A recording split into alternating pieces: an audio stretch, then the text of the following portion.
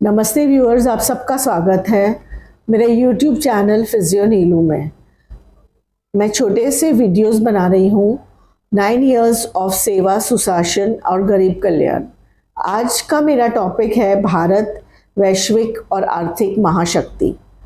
तो हमारे देश में आदरणीय नरेंद्र मोदी जी की सरकार ने जो 10 साल में आर्थिक रूप से हमें 5th रैंक पे लाया है, जो GDP के, इसके बारे में हम 10वें स्थान पे थे, उससे हम 5th रैंक पर 5वें पे आए हैं।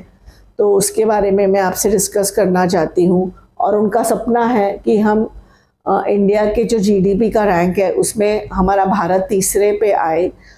हमारे आदरणीय मोदी जी ये सपना देख रहे हैं और हम सब मिलके उसे ज़रूर पूरा करेंगे। वो कहते हैं कि ये दशक और आने वाले 25 साल भारत को लेके अभूतपूर्व विश्वास के हैं। सबके प्रयास से ही भारत अपने लक्ष्यों को तेजी से प्राप्त करेगा। भारत वैश्विक और आर्थिक महाशक्ति,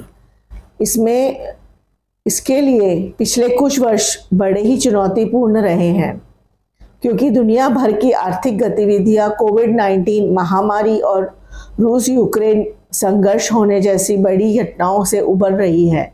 एक तरफ जहां दुनिया अपने पांव जमाने के लिए संघर्ष कर रही है, वहीं दूसरी ओर भारतीय अर्थव्यवस्था नए पायदान पर चढ़ती जा रही है।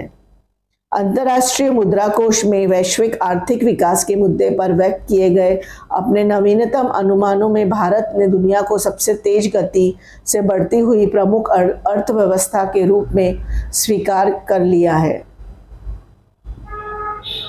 वस्तु और सेवाकर गृह में भारी बढ़त, पूंजीगत व्यय परिव्यय में वृद्धि और निर्यात में हो रही रिकॉर्ड बढ़ोतरी से एक जीवन तथा आगे बढ़ती हुई भारतीय अर्थव्यवस्था का संकेत है, जो अब कोविड महामारी के प्रकोप से उबर चुका है। इस श्रेय कोविड महामारी के दौरान हमारे उत्तरोत्तर की आर्थिक नीतियों के प्रबंधन के लिए न केवल मोदी सरकार के समग्र दृष्टिकोण को दिया जा सकता है, बल्कि अर्थव्यवस्था को सशक्त करने के उद्देश्य में वर्ष 2014 के बाद लगातार हो रहे प्रयासों को भी दिया जा सकता है। नरेंद्र मोदी जी की सरकार शुरू किए गए संरचनात्मक सुधारों से भारतीय अर्थव्यवस्था को पहले से बहुत मजबूत किया है और इस कोविड महामारी के अभूतपूर्व प्रभावों का सामना करने के लिए भी सक्षम बनाया था। मोदी सरकार ने भारत को विनिर्माण क्षेत्र में आत्मनिर्भर बनाने के उद्देश्य से आत्मनिर्भर भारत के साथ साथ मेक इन इंडिया पहल के तहत कई कार्यक्रम शुरू किए हैं। प्रोडक्शन लिंक्ड इंसेंटिव योजना के इस क्षेत्र में को और अधिक प्रोत्साहित किया गया है।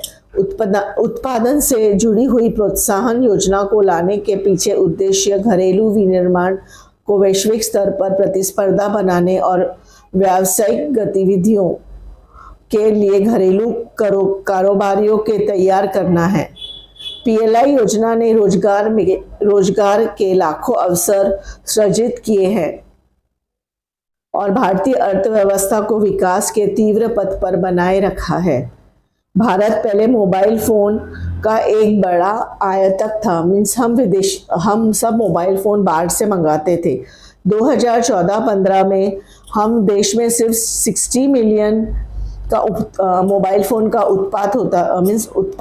उत्पादन होता था, जो बढ़कर 2021-22 में 310 मिलियन का उत्पादन हमारे मोबाइल फ़ोन का हुआ है। सो ये एक आत्मनिर्भर भारत का बहुत अच्छा सटीक एग्जाम्पल है। मोदी सरकार ने सूक्ष्म, लघु एवं मध्यम उद्यम क्षेत्रों में अपनी आर्थिक नीतियों को केंद्र बिंदु बनाया है।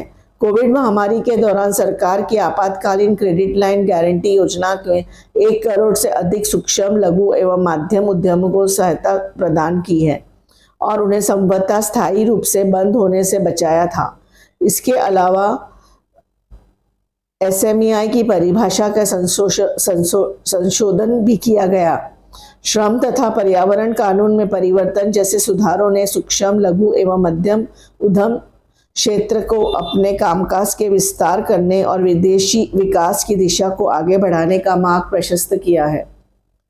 प्रधानमंत्री नरेंद्र मोदी जी ने देश के रोजगार उपार्जकों को लगातार नवाचार करने और भारत को आत्मनिर्भर बनाने की दिशा में अनेकों प्रयासों को हर संभव सहायता प्रदान करने का आश्वासन दिया है। भारतीय सेमीकंडक्टर मिशन के लिए उनके व्यक्तिगत ध्यान व सहयोग तथा भारत के सेमीकंडक्टर और डिस्प्ले मैन्युफैक्चरिंग इकोसिस्टम का निर्माण की दृष्टि से परिलक्षित होता है। यह भारत को एक ऐसी विनिर्माण क्षमताओं वाले कुछ प्रमुख देशों में एक बना देगा। भारत प्रधानमंत्री मोदी जी के गतिशील नेतृत्व में वित्त वर्ष 2021-22 के दौरान 84 अरब अमेरिकी डॉलर को अपना उच्चतम वार्षिक प्रत्यक्ष विदेशी निवेश प्राप्त करने के साथ ही एक पसंदीदा निवेश स्थल के रूप में उभर कर काम करने में आया है। मोदी सरकार ने भारतीय निर्यात को बढ़ावा देने के साथ साथ साल 2030 तक भारतीय उत्पाद एवं सेवाओं को निर्यात में 51 ट्रिलियन तक के ले जाने के लिए एक नई विदेश व्यापार नीति की भी घोषणा की है। भारतीय अर्थव्यवस्था में पिछले 9 वर्षों के दौरान एक उल्लेखनीय परिवर्तन देखा गया है और इसके प्रभाव समाज के विभिन्न वर्गों में स्पष्ट रूप से नजर आते हैं। जैसे इसके कुछ एग्जाम्पल है। भारत में 2023 में दुनिया में सबसे तेजी से बढ़ती हुई प्रमुख अर्थव्यवस्था बना है। अक्टूबर 2021 में सेवा PMI 10 साल के उच्च स्तर पर पहुंच गया है। करीब 2 लाख करोड़ रुपए के साथ मासिक GST संग्रह अब तक के सबसे उच्च स्तर पर रहा है। वित्त वर्ष 2022-23 में गुड्स और सर्विस एक्सपोर्ट रिकॉर्ड $770 बिलियन हुआ है। MSME के लिए 360 लाख करोड़ रुपए की अधिक की स्वीकृति मिली है। 60 लाख से अधिक अतिरिक्त रोजगार पैदा करने में PLI योजना अगले 5 वर्षों के लिए सफल रही है। 660 लाख करोड़ रुपए से अधिक फंसे कर्ज की वसूली हुई है। $84 बिलियन का अब तक सबसे अधिक वार्षिक FDI इनफ्लो हुआ है। भारत अब 100+ यूनिकॉर्न से संपन्न देश है। विश्व की सबसे तेज गति से बढ़ने वाला प्रमुख अर्थव्यवस्था क्यों यह वृद्धि मंत्र संख्या का नहीं है? दुनिया भर में इस बात को लेकर सहमति के लिए भारत विश्व की सबसे तेज गति से बढ़ने वाली प्रमुख अर्थव्यवस्था बन रही है। हाई ग्रोथ से सरकार के पास बड़ी मात्रा में संसाधन उपलब्ध होंगे।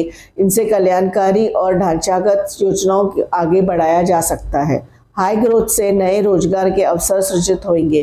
ग्रोथ की बेनिफिट्स समाज में हर वर्ग को फायदा मिलेगा। कन्विक्शन और कंसेंसस के सुधार होंगे और एक नई प्रवृत्ति शुरू की जाएगी। प्रधानमंत्री जी इस कठिन दौर में कई स्ट्रक्चरल रिफॉर्म्स के लिए राजनीति को आड़े नहीं आने दिया।